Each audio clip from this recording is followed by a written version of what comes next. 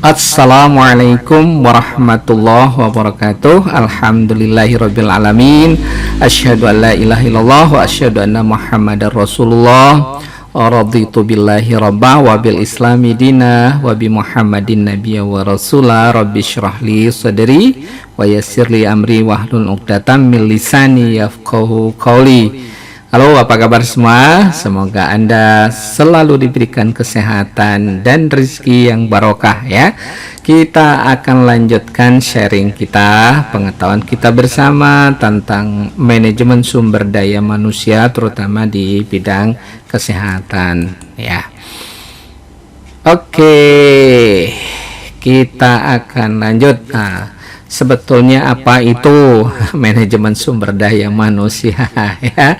Nah, manajemen sumber daya manusia atau SDM dalam konteks kesehatan merupakan proses pengelolaan tenaga kerja yang bertujuan untuk mendukung operasional dan pengembangan organisasi kesehatan tentunya ya, di mana manajemen SDM kesehatan melibatkan berbagai kegiatan seperti mulai dari perekrutan, setelah itu dilakukan seleksi, kemudian juga dilanjutkan pelatihan, kemudian pengembangan, penghargaan dan retensi kerja di bidang kesehatan ya. Jadi beberapa aspek penting dalam manajemen SDM kesehatan, misalnya meliputi yang pertama itu seperti yang digambarkan di atas, perekrutan dan seleksi. Nah, proses ini adalah untuk mendapatkan individu yang tepat, yang sesuai dengan keterampilan dan kompetensi yang sesuai untuk posisi kesehatan yang tersedia. Jadi disesuaikan nantinya sesuai dengan kebutuhan. Nah, sebetulnya hal ini cukup ya, gampang-gampang sulit, tapi ya kita harus jalani untuk mendapatkan SDM yang baik ya. Yang kedua, kita melakukan pelatihan dan pengembangan ya. Jadi memberikan pelatihan dan pengembangan karyawan untuk apa? Untuk meningkatkan keterampilan dan pengetahuan mereka ya, sehingga mereka dapat memberikan pelayanan kesehatan yang lebih baik ya. Kemudian yang ketiga itu penilaian kinerja ya. Kita evaluasi kinerja karyawan secara teratur ya, untuk memberikan umpan balik ya dan mendukung pengembangan karir mereka ya. Kalau misalnya mereka punya prestasi ya, kita kasih reward yang pantas ya. Nah, ini yang nomor 4 ini ya. Jadi penghargaan dan kompensasi akan memberikan penghargaan atau insentif dan kompensasi yang adil kepada karyawan sebagai bentuk apa? Sebagai bentuk pengakuan atas kontribusi mereka dalam memberikan pelayanan kesehatan yang berkualitas ya. Kita harus memberikan reward ya kalau sesuai dengan prestasi mereka. Nah, yang kelima, manajemen konflik dan kesejahteraan karyawan. Nah, mengelola konflik dan memastikan kesejahteraan karyawan agar mereka dapat bekerja dengan optimal dan mempertahankan kualitas pelayanan kesehatan ya. Jadi di dalam proses ya bekerja ataupun kegiatan dimanapun itu bisa saja terjadi konflik ya, tinggal bagaimana kita bisa mengatasi konflik tersebut ya. Yang keenam itu adalah kepemimpinan dan pengembangan organisasi. Jadi membangun budaya organisasi yang mendukung, misalnya ada inovasi di situ, ada kolaborasi dan kerjasama di situ, dan pengembangan organisasi yang berkelanjutan. Jadi manajemen SDM kesehatan itu juga harus memperhatikan berbagai aspek hukum dan etika yang terkait dengan pelayanan kesehatan seperti kepatuhan terhadap regulasi medis dan perlindungan privasi pasien ya. Kemudian dengan melakukan manajemen SDM yang efektif, tentunya di dalam organisasi kesehatan dapat memastikan dan meyakinkan bahwa mereka memiliki tim yang terampil, terlatih dan termotivasi ya, atau mempunyai motivasi yang tinggi untuk memberikan pelayanan kesehatan yang berkualitas kepada masyarakat. Itu yang kita harapkan. Nah, berikutnya tentang konsep manajemen sumber daya manusia kesehatan di bidang kesehatan ini. Nah, konsep manajemen sumber daya manusia atau SDM kesehatan mencakup prinsip-prinsip dan praktik-praktik yang khusus diterapkan dalam konteks industri kesehatan. Berikut ini adalah beberapa konsep utama ya di dalam manajemen SDM kesehatan. Yang pertama yaitu kebutuhan akan keterampilan khusus ya. Bidang kesehatan itu memerlukan keterampilan dan pengetahuan yang khusus dan seringkali sangat teknis ya. Oleh karena itu, manajemen SDM kesehatan harus fokus pada perekrutan dan retensi staf yang memiliki kualifikasi dan pengalaman yang sesuai dengan kebutuhan spesifik dalam bidang kesehatan. Jadi benar-benar ya itu dituntut sesuai atau orang atau sumber daya manusia yang memang mempunyai keterampilan khusus sesuai dengan kebutuhan. Kemudian yang kedua ya, pentingnya kita lakukan pelatihan dan pengembangan. Industri kesehatan pada saat ini terus berkembang dengan cepat ya, bahkan mungkin detik demi detik ya. Terus teknologi kesehatan atau industri kesehatan itu berkembang terus ya, baik dalam teknologi medisnya itu sendiri maupun metode pengobatan. Nah, manajemen SDM kesehatan harus mengakui pentingnya pelatihan dan pengembangan berkelanjutan dari staf agar mereka tetap terkini dengan praktik terbaik dan inovasi dalam bidang kesehatan.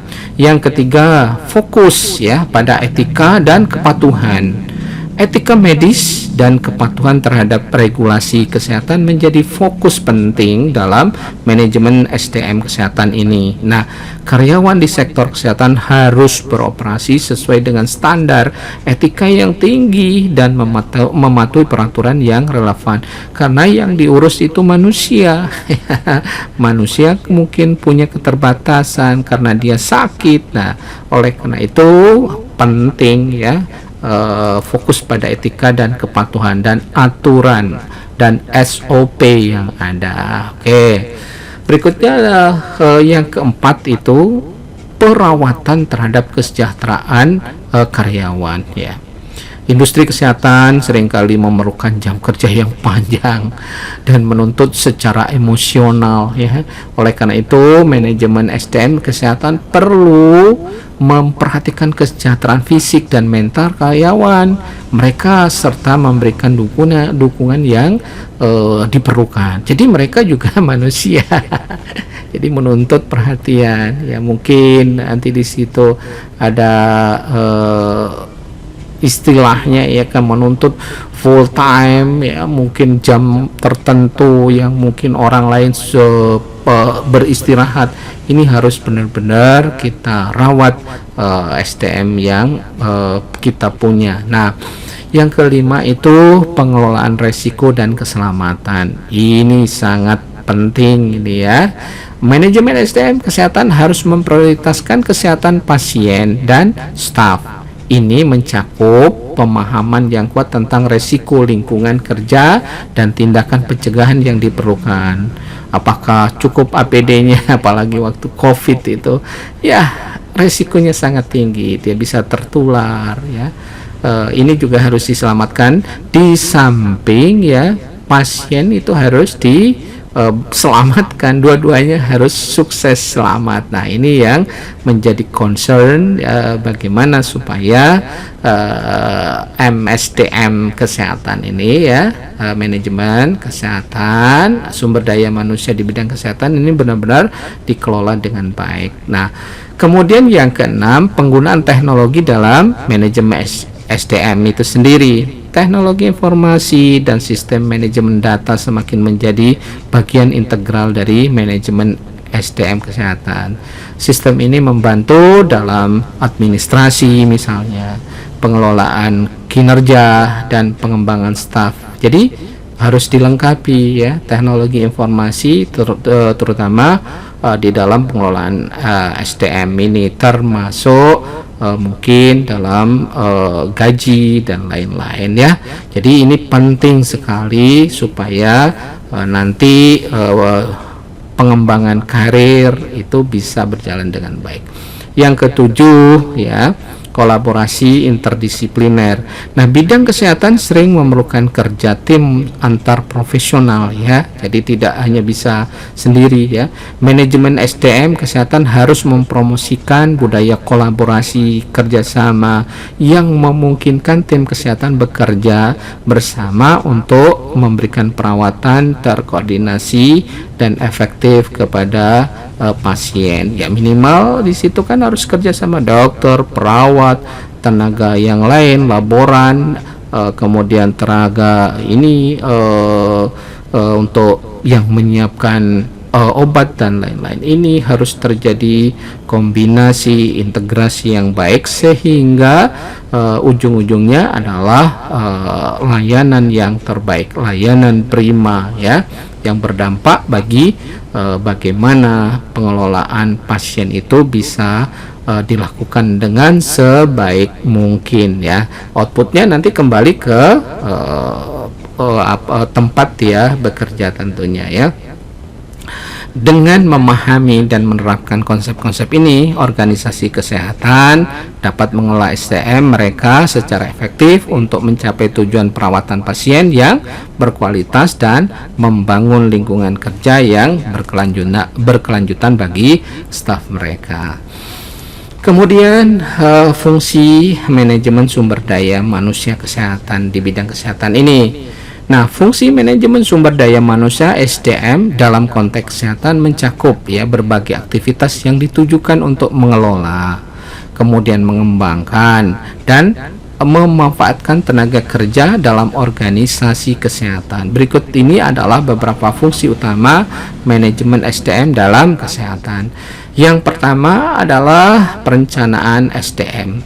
Fungsi ini melibatkan perencanaan kebutuhan tenaga kerja berdasarkan pada tujuan organisasi kesehatan, kemudian proyeksi kebutuhan di masa depan, dan analisis apakah ada gap ya antara keterampilan yang tersedia dan yang dibutuhkan. Ini juga harus dianalisis terus ya di dalam proses perencanaan SDM.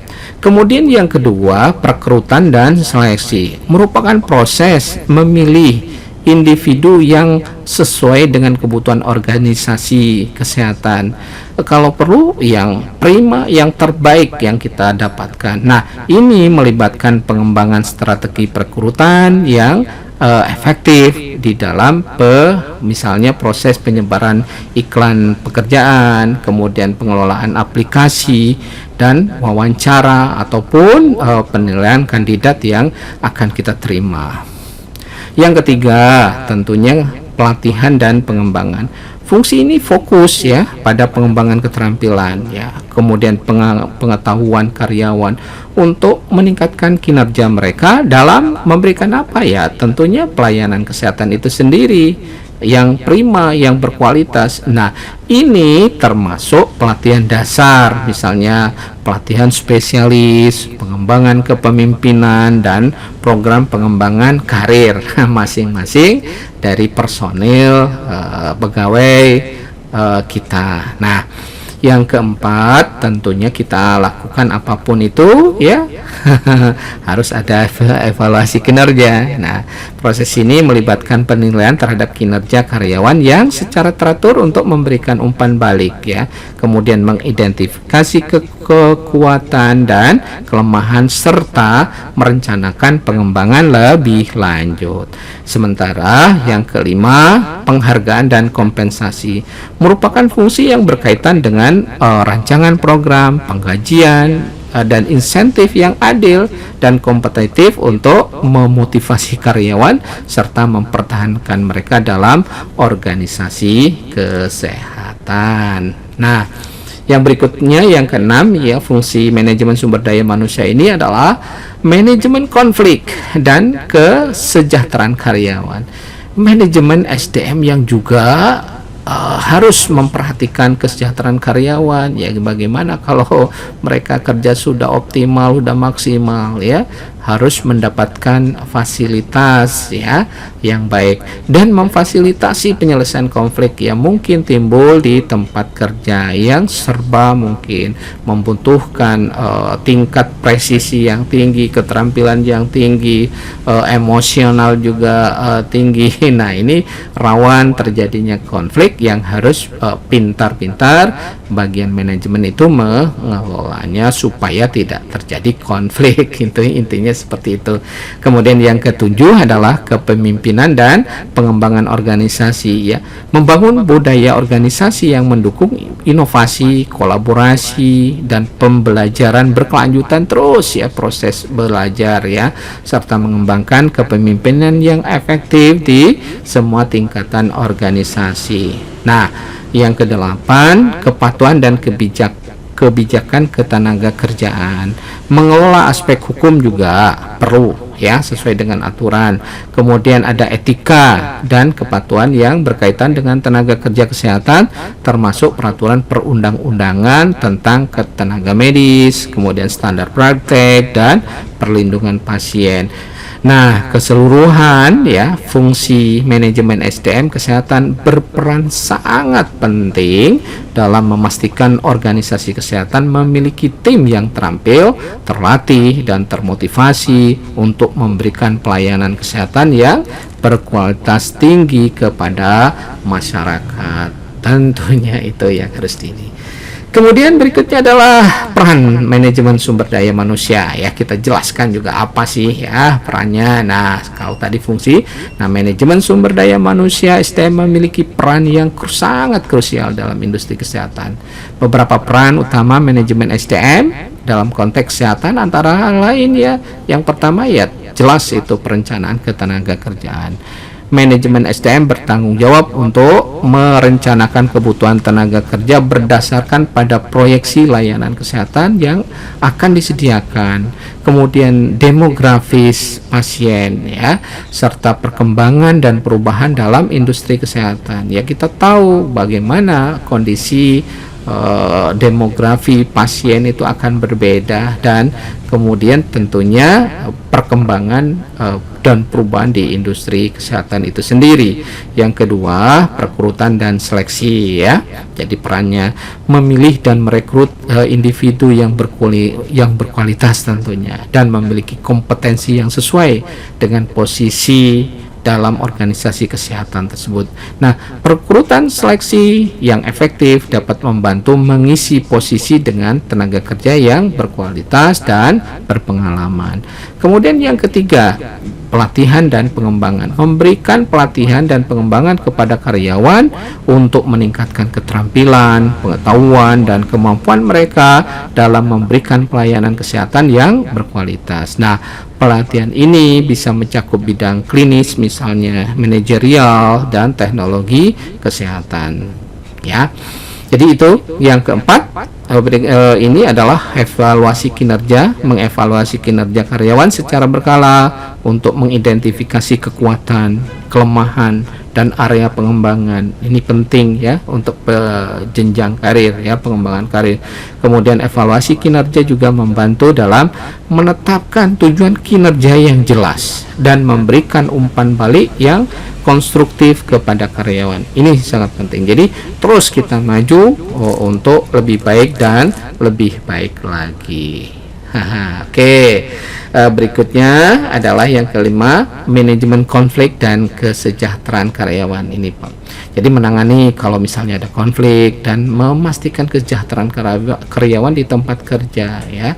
Ini termasuk mengelola stres.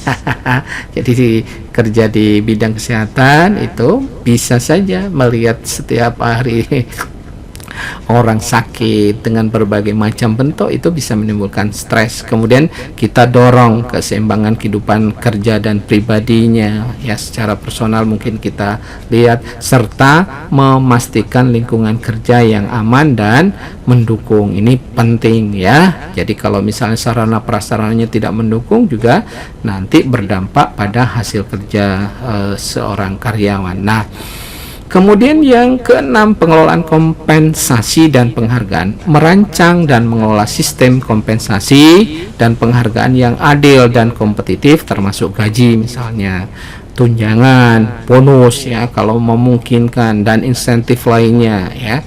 Nah, pengelolaan kompensasi yang efektif dapat membantu organisasi menjadi menarik dan mempertahankan tenaga kerja yang berkualitas ya. Buat apa karyawan kalau misalnya sudah nyaman, gaji tercukupi, pasti insya Allah dia akan betah di lingkungan yang ada. Kemudian yang ketujuh, kepatuhan dan kebijakan ketenaga kerjaan. Nah, ini memastikan bahwa organisasi kesehatan mematuhi semua peraturan dan kebijakan ketenaga kerjaan yang relevan, termasuk hukum ketenaga kerjaan, misalnya ada standar praktik kesehatan dan peraturan keamanan pasien.